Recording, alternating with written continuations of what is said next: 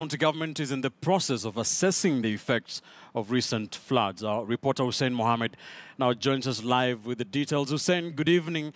How dire is the situation down there? Good evening, Ben Kitili. The situation here is dire. Hundreds of people here have been displaced following the floods which have been wreaking havoc here in the county of Mandera. Pastoralists who turn to be farmers are now counting losses of millions of money because of the floods which have swept off their lands here in Mandera. They are calling it the Forgotten North, but the national government is here. The CES for Trade and Cooperatives, the CES for Revolution, Wamalwa is here. Just to check on the situation here. Ben Kitili, is just 2 days to school reopening here in Mandera. Most of the classrooms we visited here in different sub-counties from Elwak to Takaba here where we are right now are deserted. Most of the teachers are not around, but the national government together with the county government here are here to give hope to most of the residents here in this county, telling them that they'll be giving food donations and they're giving long-lasting solutions to what they're calling as floods, which I've never seen.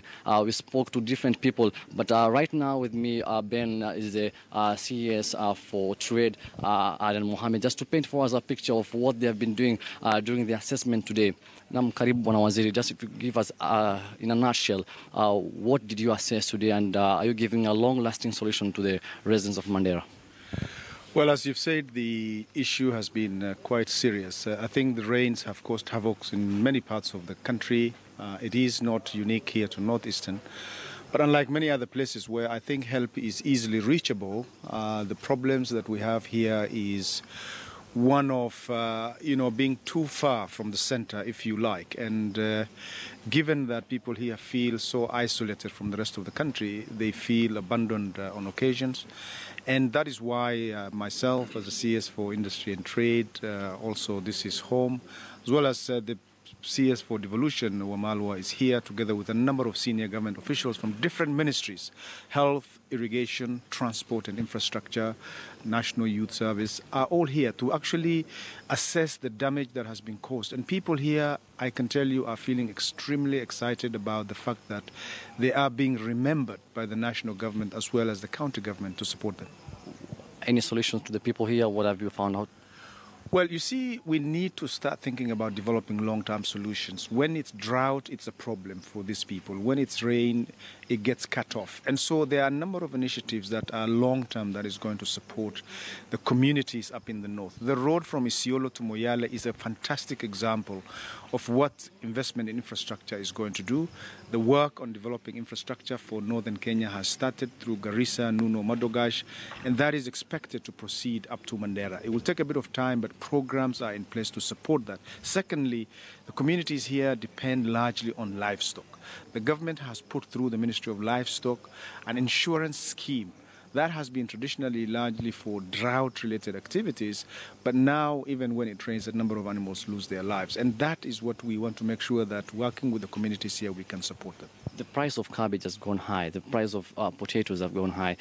Most of the commodities are blocked in the road. The Kenya Power diesel is blocked in Kutulu.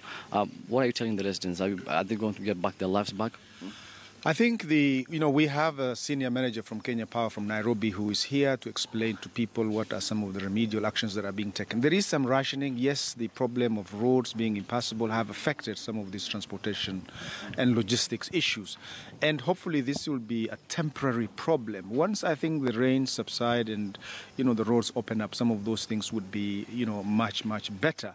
But what is really important is to see how we can learn from some of these things to make sure that we can get long-term solution for people. And given that livestock is a major trade, one of the things that we're doing as a ministry is to see how we can open up markets outside of Kenya, as well as within Kenya and East Africa for the markets for this livestock. Because if you think about it, a lot of people here are not farmers.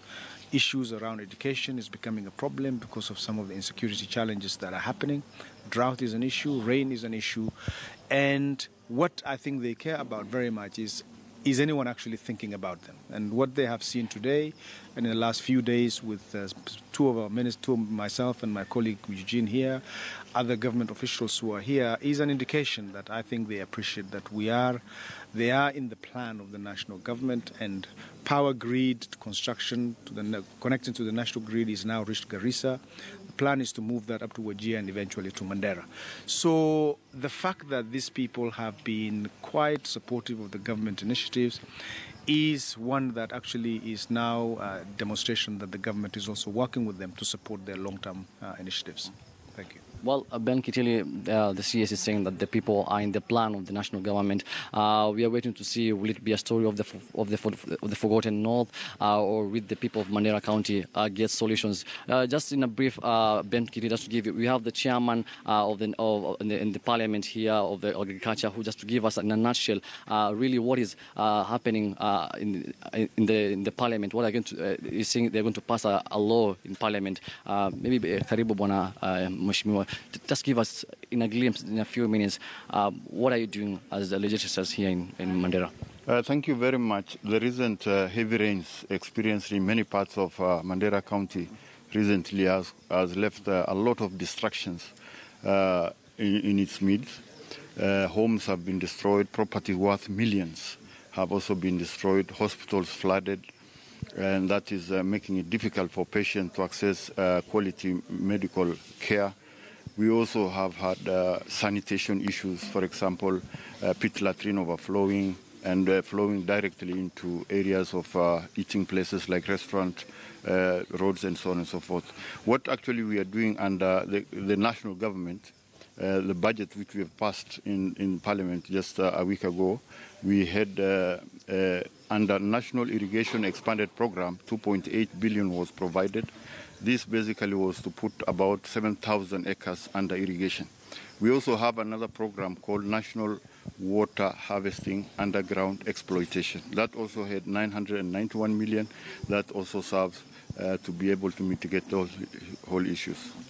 Well, Ben, that's a glimpse of exactly what is happening here. We'll be staying here in Mandera County just to give our viewers exactly the solutions, the long-term and short-term solution of what is happening in Mandera. Back to you in studio, Ben Kitili.